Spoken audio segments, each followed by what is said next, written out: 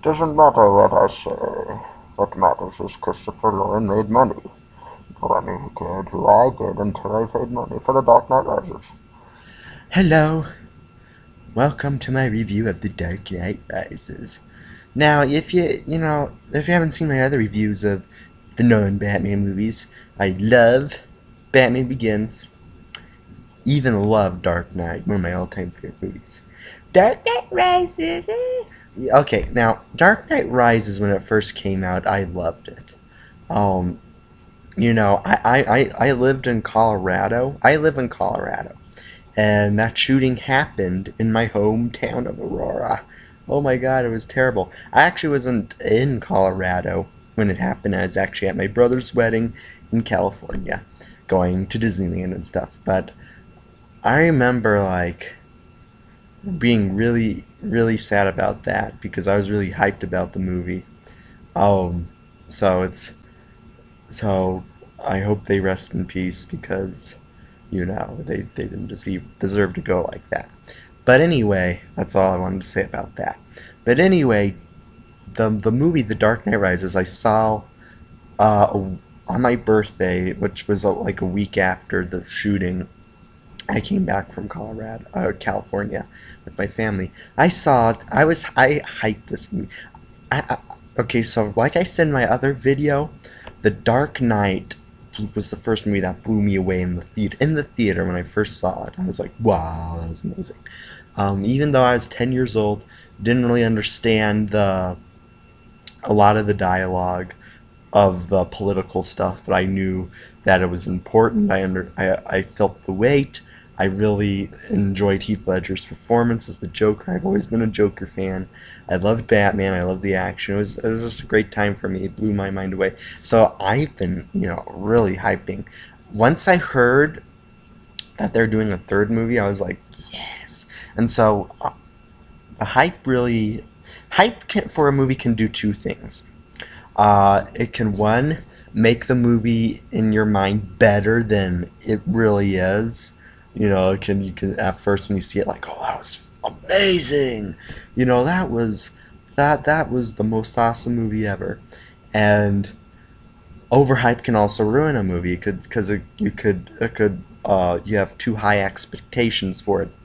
And it depends on really what person you are, and it could ruin the movie for you because you had such high expectations, and the movie turns out in a different way you didn't really want it to, and it's kind of has this weird, it kind of has a weird effect on you, like, that's not what I expected. It was an okay movie, but I was expecting an amazing movie. So I call that the Phantom Menace effect, when the movie is so overhyped that the hype crushes it, destroying it. The hype of the Phantom Menace, even though I know the writing was terrible, not the best, and had a lot of character problems with the Phantom Menace, which I don't mind the Phantom Menace, but that's another video. Um, I know, the hype of that movie crushed it because it wasn't the most perfect movie. People were expecting amazing, and they got okay. So that's the Phantom Menace effect. Then there's the Dark Knight Rises effect, which isn't really, I'm not sure, a popular effect, but it was with me. The Dark Knight Rises effect made me love the movie because I was so hyped. I hyped it when I saw it. So I was just, seeing the action and Batman back, and made the movie seem better than when I first saw it. And so that's what it is. Now, The Dark Knight Rises, I might, I don't know. See, the thing about The Dark Knight Rises, I don't think it's a bad movie. I actually still think it's pretty good. But the thing is The Dark Knight did it much better. The Dark Knight story was much more compelling. Much more. Because it was interesting characters. It had much better acting in this movie. In The Dark Knight than it did in The Dark Knight Rises. The thing about The Dark Knight Rises is, in my opinion, none of the characters are that interesting. Like all of Bane's cronies, like the John Daggett character and some of the politicians in that movie, are not interesting at all. I don't care what they have to say at all. Um, Also, the like Harvey Dent and the Dark Knight, all the Joker's cronies. They were interesting. I know Heath Ledger is an amazing actor, but they were interesting. Like Maroni, they were all interesting characters. You wanted to know about them. You knew that these characters were important to the story. But these, you could take this character out of the story, like the John Dagg character, and it wouldn't affect this movie at all. He is just the most uninteresting character in the Batman universe. I don't know why they made that character that way. He's just kind of like a corporate snob. That's what he is. Also, like a lot of the politicians are just, you could tell, are just there to call down Jim Gordon. Like, oh, Jim Gordon's gonna be thrown out of the way. They're just exposition. Now let's get to Bane. Bane, I have mixed feelings about Bane. Heath Ledger is so much better actor than Tom Hardy as Bane, but the thing is, Tom Hardy, most of his face is covered up, so it's kind of hard to get Oscar-winning performance when half of your face is like this, so you can't really see the emotion. What he does with his eyes is actually really good, but half of his face come out, so he's gonna feel more like a wall than than like Heath Ledger's Joker, left an impact on American cinema. And and then you get this guy, and so it's kind of a very underwhelming feeling. But the thing is, I think this movie, he didn't have to be better than Heath Ledger, and also expecting someone to be as good as Heath Ledger. I mean, that role pretty much killed Heath Ledger. It is insane, so I can give that a pass. But I like Bane. He was an interesting villain, an interesting pick for the Dark Knight Rises villain, because when this movie was like in the works, like when the screenplay was being written and it was in the works, like around 2010, and I heard that they're gonna make this movie, I remember thinking, Dark Knight. I remember they already titled the movie The Dark Knight Rises. I remember thinking, like, there's rumors going around that the Joker would come back, played by, like, Daniel Day-Lewis. That would be interesting. Even though Daniel Day-Lewis is much older than Heath Ledger, I think that, Daniel Day-Lewis probably would have made a great Joker. And there was, rumors of, like, Daniel Day-Lewis coming back as the Joker. There's also rumors of the Riddler. There's many people saying that the Riddler, like the original, I think there was an original story, but I think they scrapped that idea because Christopher Nolan wanted to come to this type of story, wanted to fit in with like the League of Shadows, so the two movies would be connected to this movie. I heard I remember hearing rumors that Johnny Depp was gonna be the Riddler in the movie, and that he was gonna take over, like the character was supposed to take over what the Joker started. Like maybe the Joker was like, I don't know, is like dead, and Batman is still crippled, but he wants to like the Joker inspires the Riddler, and he causes anarchy. He was gonna be played by Johnny Depp. Like I heard that was one rumor. I think that was like the original script for it. That's like I think Warner Brothers' idea for a movie. But Christopher Nolan didn't want that movie. And I remember hearing an article, it was like an article like maybe you could still find it on the internet. 10 possible Batman villains ranked for Dark Knight Rises, ranked from tier to best to least. And the most likely back then, this was like 2010, was the Riddler. The least likely was Bane. Like Bane would be the least likely, how he's portrayed in Batman and Robin. For the Batman to fight, and then I hear that Bane is the next villain. Like a year later, I'm like, and I remember taking that article and account in my brain, thinking, well, they were dead wrong. And I heard that back when this was being made, like when Bane rumors came out, I remember hearing rumors of like Robin Williams and all that being Bane. I'm like,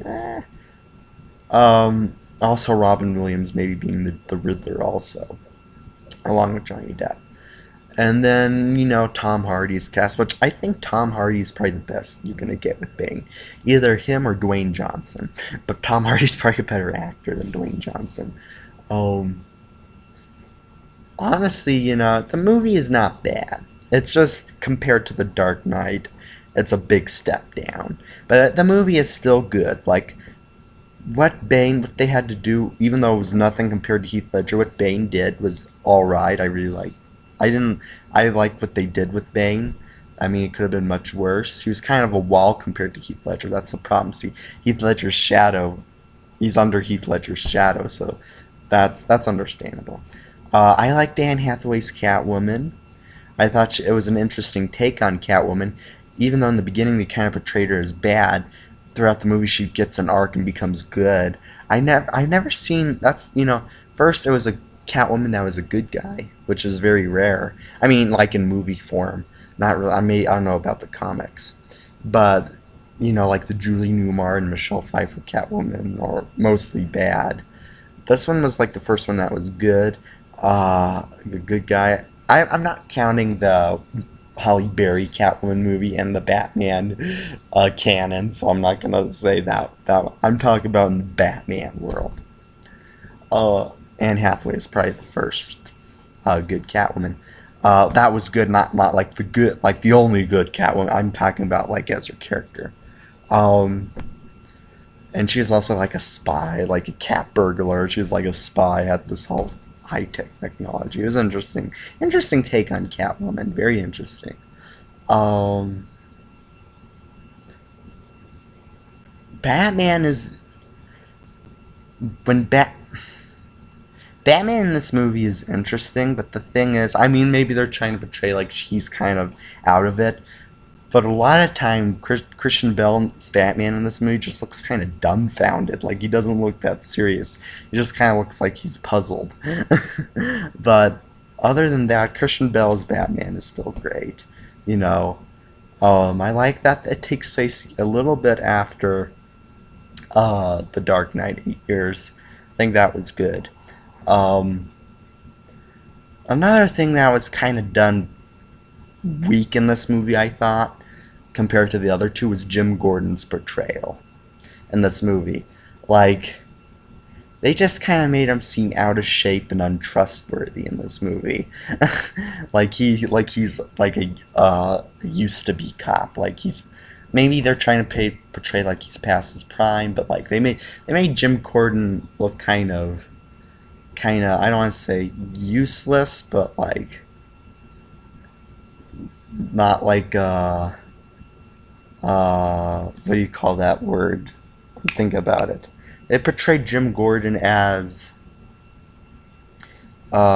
incompetent in this movie, and I never thought Jim Gordon should be portrayed as incompetent. He's kind of Batman's sidekick, also along with Robin and Alfred, uh, and they just portray him as very incompetent in this movie. I think like he's like I don't know. They just see he seems untrustworthy with the dent thing. His wife left him. He's gonna get fired. He's in the hospital. I don't know. Just the way they portrayed Jim Gordon in this movie, I thought was kind of like weak compared to the other movies. I thought he was portrayed much better in the other movies.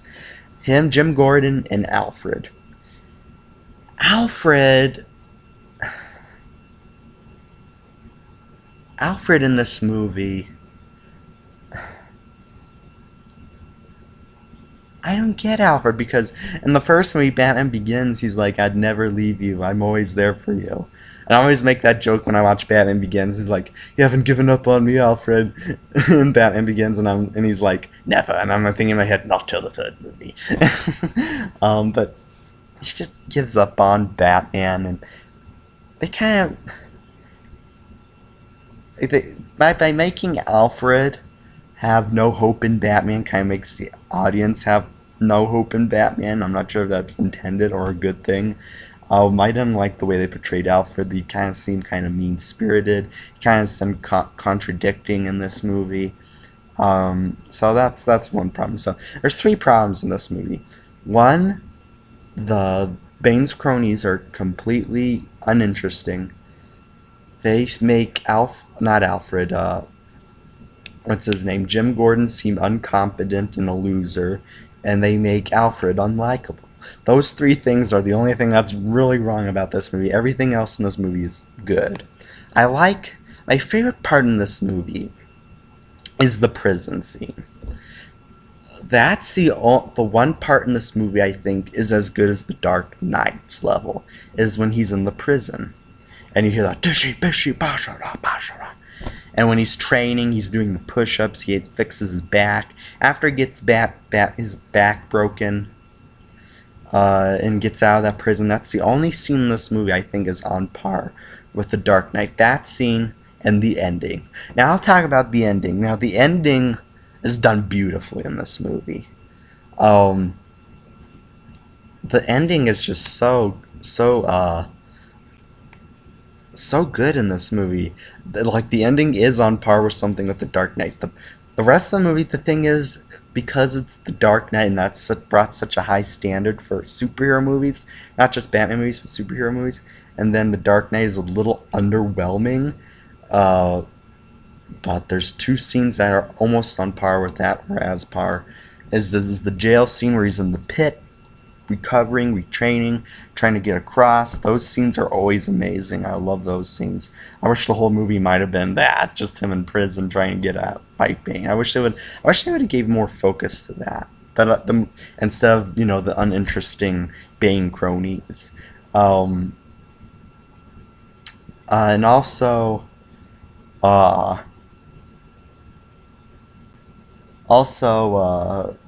The thing about the ending is great.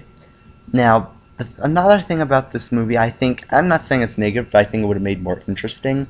The thing is, other than the Harvey Dent thing, they don't really tie this movie well with The Dark Knight.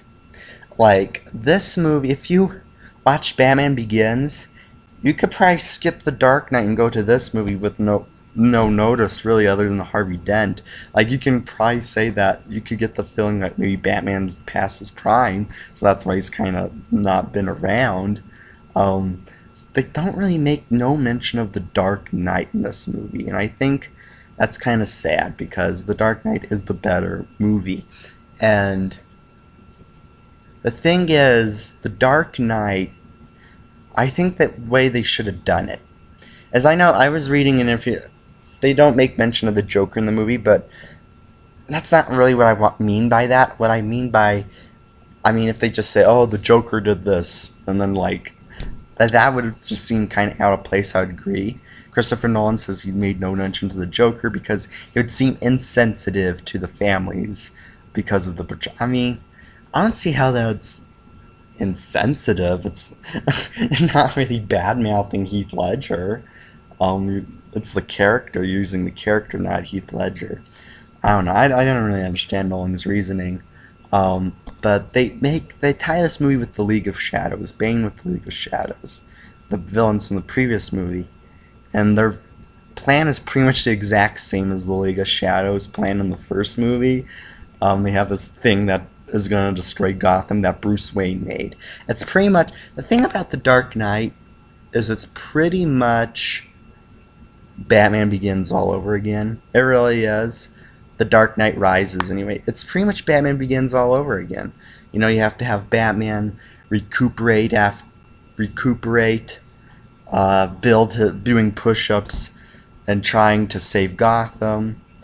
You have the League of Shadows. You have Batman being, even though he breaks his back, you can kind of make a comparison to the scene where the Scarecrow blows smoke in his face and he's kind of out of it for a while. You can make, so there's so many, this movie's pretty much the Batman Begins all over again. And I'm not saying that's a bad thing. It's just it kind of feel like it ignores the Dark Knight a little bit.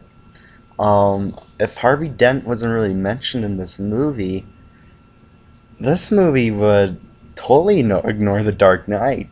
And it just feels like Batman Begins all over again because you get the League of Shadows want to destroy Gotham. And they're going to use a thing that Bruce Wayne created to destroy it because Gotham's full of crime.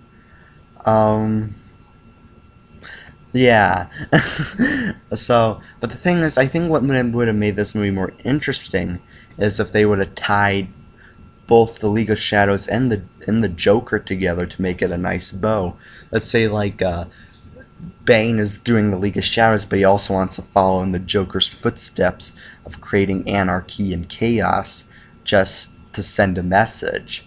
Like he kind of idolizes the Joker in that sense, but he also wants to fulfill Ra's al Ghul's destiny in the way, in the middle of it. That would have been more interesting. That would have like combined the two characters together. Um, I understand what they're trying to do with Bane because Ra's al Ghul was Batman's opponent emotionally, was stronger. Emotionally it was hard for him, was a harder opponent because he was his mentor, so he has an emotional connection. Ra's al Ghul was the emotional villain. The Joker was the mental villain. He was mentally opposing to Batman. He pretty much mind melted him, pretty much made him lose hope, and Harvey Dent and all that.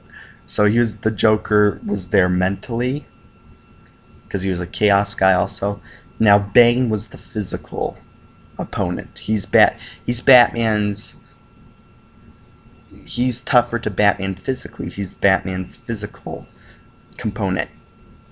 Now, I like that how they're doing a little cycle there, so that part's kind of good.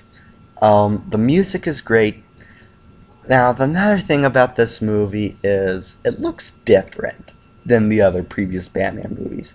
Like I admit, Dark Knight kind of had a little different style than Batman Begins, but you could still easily tie the two connected cinematography wise the way the film looked.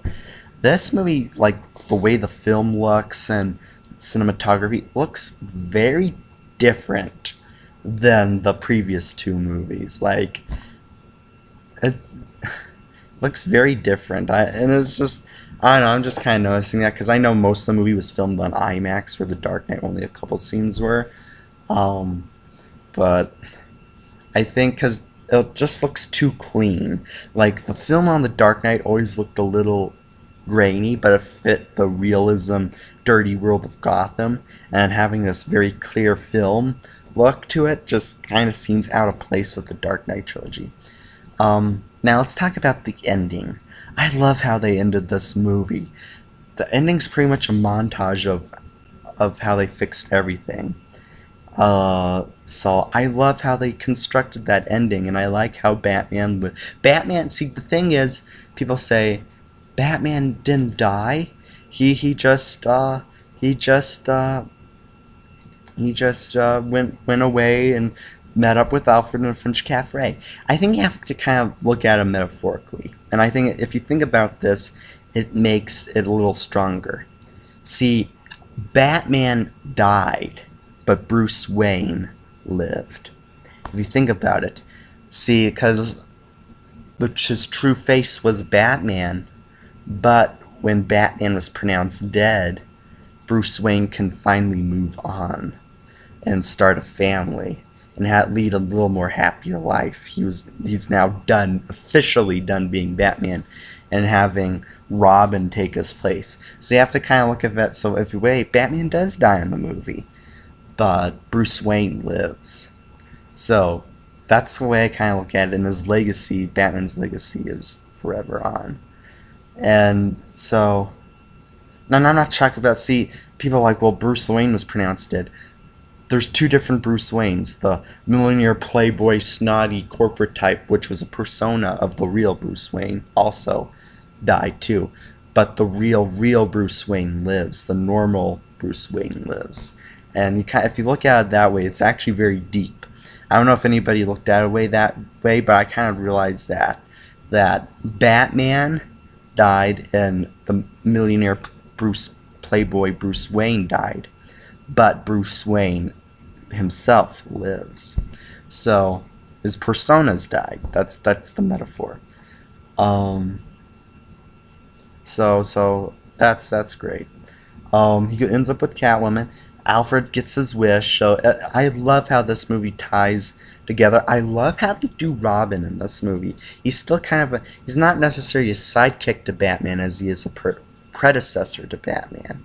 So I like how they did Robin in this movie. I think it would have been interesting to see what a suit would have looked like. Maybe like some reference, like maybe when Batman says, "Put on him, you need a mask." Maybe he gets like cuts holes in like a black bandana and puts it around his mask, kind of resembling Robin. Um, I wonder if Robin, like if they did a Robin spinoff, I think that would have been interesting. But we have Batman versus Superman, Man of Steel. But I wonder if like Robin would have got his electronics from Lucius Fox still. I wonder. So that's kind of all I have on Batman The Dark Knight Rises. I think it's still pretty good. It was just a little overhyped for me. But as years go by, I understand. I used to like this one better than The Dark Knight. But now I realize The Dark Knight, you can't encompass The Dark Knight. You can't pass it. And, not just any Batman movie, no superhero movie can, or even regular movies. Only maybe from like maybe 8 other movies in my top 10. Other than 8 other movies, no other movie has really been on the level of The Dark Knight, in my opinion. So it's kind of it's kind of a really tough act to follow. So being at a step below is kind of maybe expected. So I really shouldn't be upset about that. But I still enjoyed Dark Knight Rises. I still think it's a really good movie. I give it about an A minus B plus. I give this movie about an 8 out of 10 stars. A 3.5 out of 4-star movie. Maybe a 3 out of 4-star movie. It's still very enjoyable. It still has some good parts. It just kind of has some things that it's not a flawless movie like The Dark Knight.